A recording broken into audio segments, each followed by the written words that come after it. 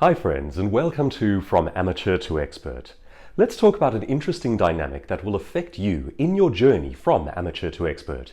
And it's the point at which you begin to go on a quest alone. A couple of days ago, I was interviewed on a podcast, and typically interviewers will cite some of your achievements and then ask you how you went about them and what the background story was and so forth. In this particular case, the interviewer asked me, were there any similarities at the genesis of trying these various things? And it got me to thinking about what goes into the background of accomplishment. He pointed out, I've been fortunate enough to win our national championships for a couple of different things. When I was very young, about 11, 12 years old, I won our national championships for skateboarding a couple of years. And then in my mid-20s, I won our national presentation skills or public speaking championships. And he asked me if there were similar patterns of thought or behavior between those two unlikely things.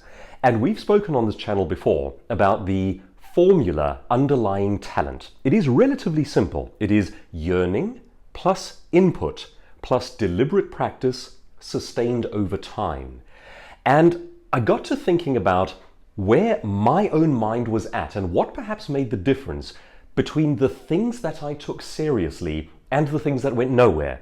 Because one of the very flattering things about an introduction on a podcast like that is they mention all the things that you've gotten right. They'll say, won these competitions, published books, so forth. They don't list the things that you tried and failed dramatically at. So it all looks very good. And I started thinking, was there a distinction between the things that worked and the things that didn't? And I think the clearest one that I can detect is what I would call the point of questing alone. When we start off on a new pursuit, whether it's something like going to gym for the first time, trying out a sport, learning a new skill, the tendency is to do it with friends, to do it in groups, or to do it in a class. And I think this happens in our careers as well. So long as we are surrounded by other people, we feel very comfortable with our level of performance. But in certain magical moments, it's as though a penny drops and something switches on inside.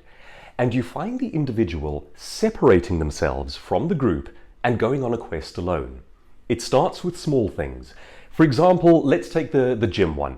When you first start, it's great fun to go with a buddy, it's great fun to go with a group or with an instructor, but there may come that magical time that happens in the life of, say, a bodybuilder or someone going into the world of performance, where they start going alone and experimenting with things because they want to.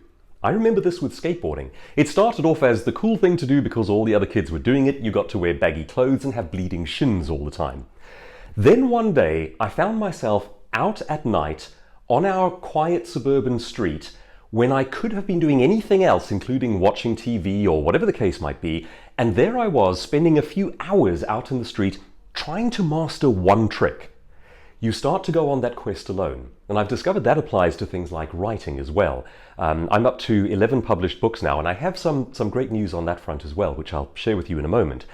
There comes that time where you are no longer doing the chore of writing an essay or thinking about how one day you're going to write a book. You separate yourself off from the crowd and you go and spend time doing this thing that you've discovered you want to do. And I think writing books relies very, very heavily on that dynamic because it requires large amounts of time carved out and set aside. So perhaps one of the great defining differences between something that you're dabbling with and something that you are going to master and become really proficient at is that moment where you go away from the group and you start to pursue it on your own. When you look into the lives of top scientists, pop stars, icons in any field, you'll often find that there was this defining moment where they stopped working with everyone else and went off to their own quiet space, the garden shed, the garage, out into the forest. They went off on this solo quest and started discovering their own universe of thoughts about this topic. Has it happened to you? I think it's magical when it does. When you discover that this is no longer something you're doing with a bud, it's something that you are deeply interested in and you're becoming obsessive about it. And I mean obsessive in the best possible way. If you haven't heard about the talent formula yet, the parts are yearning, And I think that's where it starts to ignite, where you start to quest alone. You separate yourself from the group because you love this thing and you want to follow it. Even in the world of public speaking, at first it was something offered at my school and I discovered I quite enjoyed it. But in my 20s, I began to study it obsessively. I would watch things like Boston Legal and Alan Shaw doing his closing arguments in a court case. And I would study what he was doing on my own time. And then I would do things like get a full-length mirror and present to it on my own time, all alone, because I wanted to. I was trying to master something that meant something to me. And I think that's the difference. It's that spark that says, here's something I yearn to become good at, and you separate yourself off and go and start to study it and to discover your own voice. So that's the yearning part, and it has to be there. After that, you need input. Now we can go into great detail about how each of these parts work. Input is divisible into two different kinds. It is coaching with feedback, or it can be the information you go and seek in videos and books and magazine articles and so forth. But you have to have that teaching. It's the how-to. Then there's deliberate practice, which very simplified is about breaking it down into its smallest parts, mastering each part and putting it back together. It's the 10-year-old kid outside late at night trying to master that one trick because he just has to. And that's the difference. It's no longer about being with a group of friends. It's about that yearning to get into the depths, into the fiber of this thing that you're trying to understand because you want to. And that is deliberate practice, which you then, part 4, sustain over time. You need the time to build up the expertise. But none of that happens without the yearning. I think the surest sign of that yearning is when you separate yourself from the crowd and go and pursue it on your own. You start to find your own voice, you start to develop your own universe of thoughts. Now folks, I said I had some good news on the book front. My first novel is being published by Penguin. Can you believe it?